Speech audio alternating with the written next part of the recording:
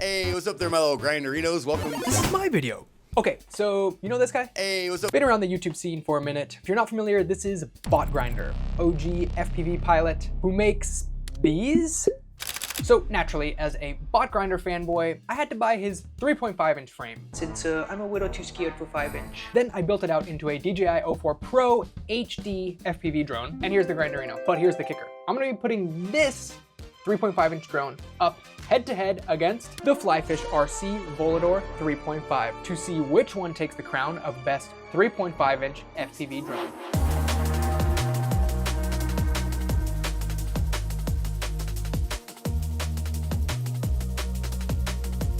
So we'll break it up into 3 categories to determine our winner. Those will be build experience, how easy is the frame to build in, flight characteristics, which one flies better, and we're gonna compare 1505 to 1507 motors. And lastly, price/availability, which one makes the most sense financially, and can you even get either of these in the region that you live and fly in? All of that and more covered today on Sauna FPV. Oh, and make sure you're subscribed if you have not already, because it really helps me out with the algorithm blah blah blah. A couple just nuanced things about each of these drones, the VOLADOR and the Grinderino, before we go fly, because I'm assuming most people want to just see the flight, and then I'll come back and talk about both of these in detail against each other after we check out the flight characteristics. So really quick, both of these are running the Speedybee F405 Mini stack, both running DJI O4 Pro. The main difference between these two drones is the motors. So I went for 1507 motors on my Flyfish VOLADOR 3.5 and 1505 motors on the Grinderino. I felt that the 1507s were a little bit spicy for the 3.5-inch, and maybe that's just a complete skill issue, but I wanted to step down a little bit to get something a bit more tame for the areas that I fly.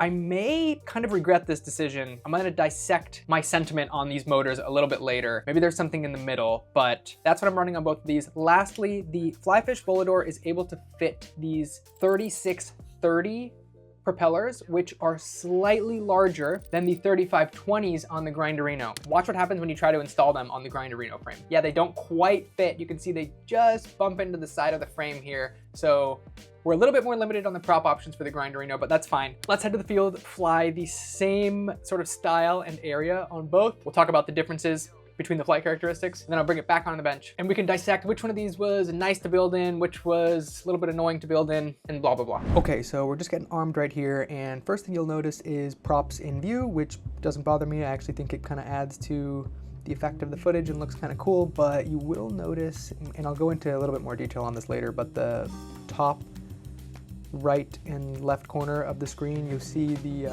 little frame outline there. And again, for me, this doesn't really bother me. You could probably crop out most of this with gyroflow. I'm using no stabilization. This is 0 stab.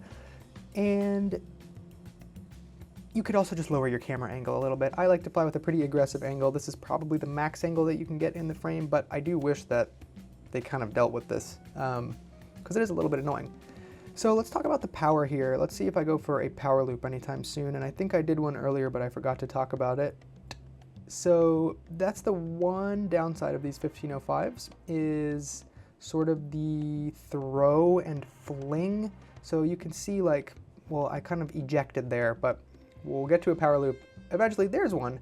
And I'm used to the drone going way further back when you fling it upside down. And I think that's because of the 1507 motors and just the more floaty drones that I've been flying in sim. So that's the one thing you have to get used to with these less powerful motors, in my opinion, is the lack of momentum and inertia, pretty much. So you'll notice it kind of quite a bit.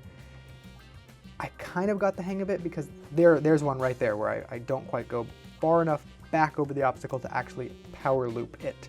And this was like my 3rd pack of the day, I think. Maybe this is my 2nd. Ooh, little close rewind there. But yeah, that's the one thing that is mostly just like a muscle memory thing. If you just stay on the throttle a little bit longer, you can negate that lack of inertia. And I'm kind of getting the hang of it here, so I'll let the rest of this play out with some music. Then we'll check out the VOLADOR and give the concluding thoughts at the end.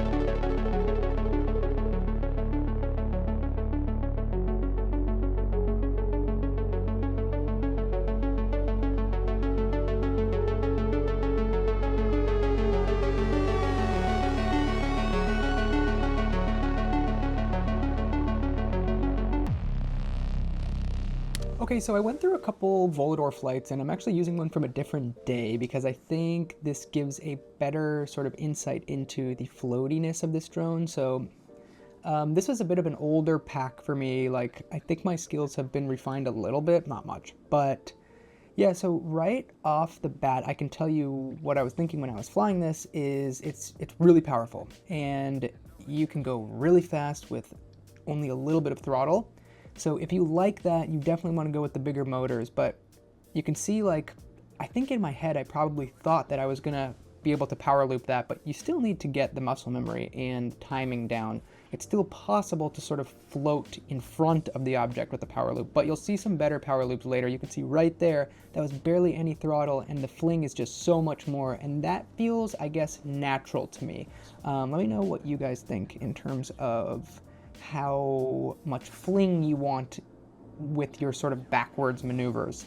So yeah, not too much to say here, guys. You'll notice this is a 4x3 flight, but even with 4x3 on the Grinderino, you still get those top little frame bits on the corners, and obviously here, no frame bits. It even seems like there's a little less props in view, so maybe the like angle of the X on the arms is different, or, well, I'm not sure. I'm using the same props, both those purple props. I think these are the 52, sorry, I think these are the 3520s.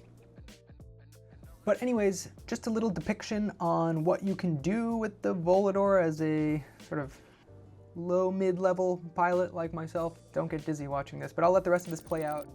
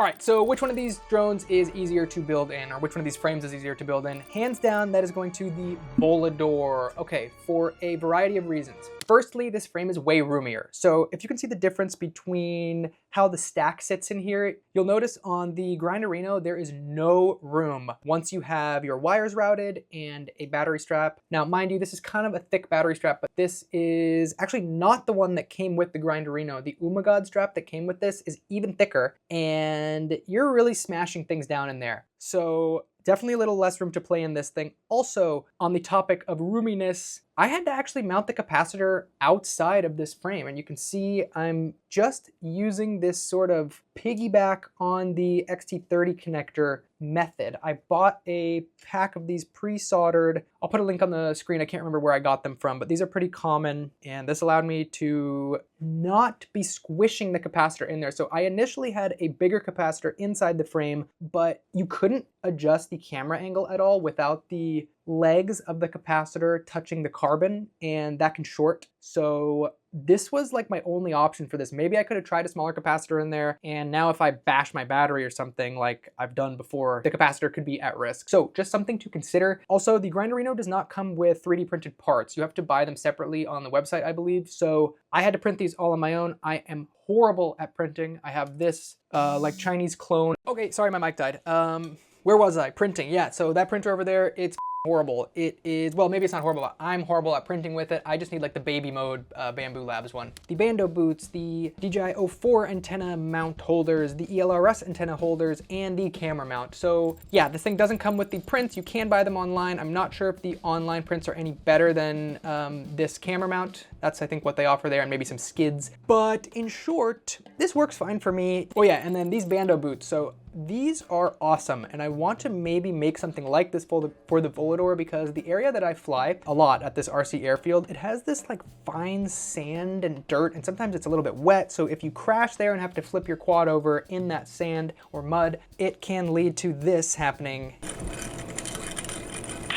Super annoying. But I did crash this Grinderino a couple times at the field, and I was super surprised at how much these Bando boots kept out all that crap. Like, you can see some of them are a little bit dirty, but I'm happy with that. Even if I have to print a bunch of these and I end up busting them, like, they protected my motors, and I was able to just crash flip right there in the mud and keep flying, which is awesome for this. So other than being a little bit of a tight fit and not coming with all of the 3D prints by default, I think this is an awesome frame, still pretty easy to build in. Oh, and lastly, one more thing about the Grinderino, which is a slight downside, is you can see this little camera, the top of the camera cage ends up being in your field of view when flying. And I'm gonna have to test if this remains with Rocksteady or not. It might crop out with Rocksteady or Gyroflow, but you do get a little bit of that tippy top carbon plate in your frame. With that being said, I don't care about this at all, because you're already getting props in view with this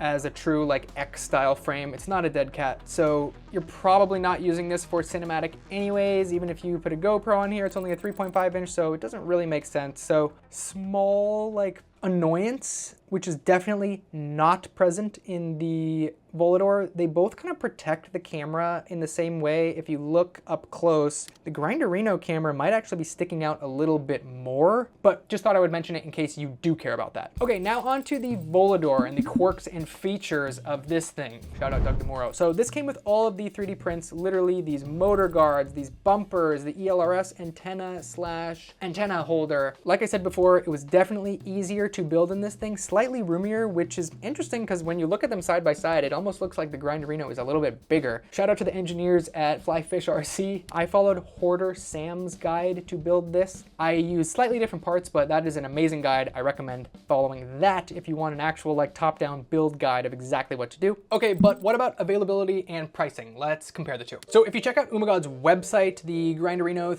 they make it in 3.5 inch and 5 inch. That is the arm length. So I believe you would be able to keep your base here and just add longer arms, sort of like the Oasis Fly 25s. It's fully available on Umagod's website right now, and it looks like they recommend 1605s for this thing. It's all in all, if you want to get like all the prints and everything, you're looking at well over 60 bucks, but it's a great little frame. Okay, what about the VOLADOR? So if you go to Flyfish RC's website, this stuff is all going to be shipping from China, I believe, and you can see they make it in two variations, the 3 inch and the 3.5 inch frame. I'm not sure if this is just the arm length, but you can see that the 3.5 is out of stock on their website. If it was in stock, you can choose between 3 colors. I got the yellow, and it's coming in at $32.90, so about $33. Again, it comes with all the prints, so a slightly better value. You are definitely gonna have to wait longer for this if you are in the US, because like I said, I think it ships from China. But let's go ahead and check out AliExpress and see if we can find the 3.5 inch on there from VOLADOR. Here it is, you guys. 3.5, black and yellow. They have these in stock on AliExpress for about 40 bucks, saving a few dollars from the Grinderino. And lastly, they do have this on Amazon, but it doesn't seem to be available with Prime. But I think these are still shipping from the US. You can see they have this older, like tropical TPU they call it, and then they got the yellow and the black on here. So in conclusion, if I could only choose one of these frames, which one would I pick and why? Okay, so this is a really tough decision for me because I love both of these. Love Bach Grinder and love that he has his own frame.